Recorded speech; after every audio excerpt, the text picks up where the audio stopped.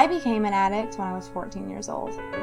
My parents divorced and I had a death in the family, and everything just got a little too intense for my emotions to handle, and so I found solace in drugs.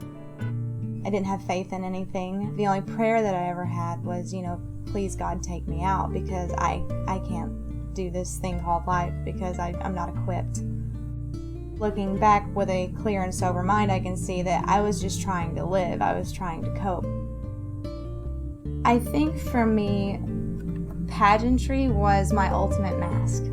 I was a functioning addict and I could excel at most anything I put my hand to, but I somehow ended up winning Miss USA.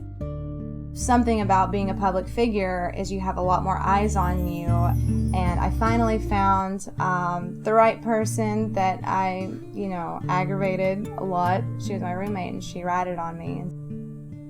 Mr. Trump called me and they said, we're going to have a press conference tomorrow. We're going to decide whether or not you're going to keep your title. I believe, after speaking with Tara, I believe that she can do a tremendous service to young people. She's agreed to go into rehab. She knows that if she makes even the slightest mistake from here on, she will be immediately replaced.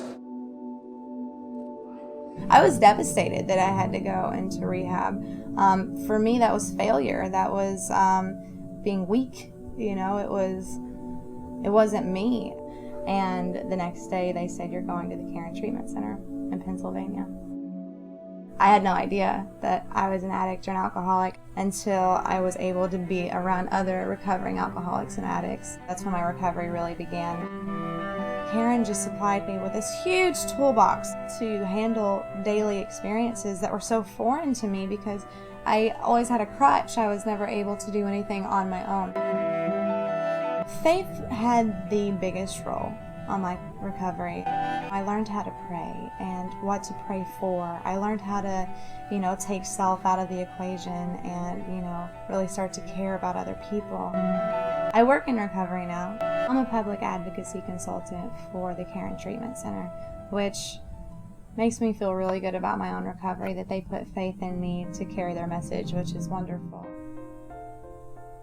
I have a sense of peace about me, even in some of my darkest moments, and I wouldn't trade that for the world.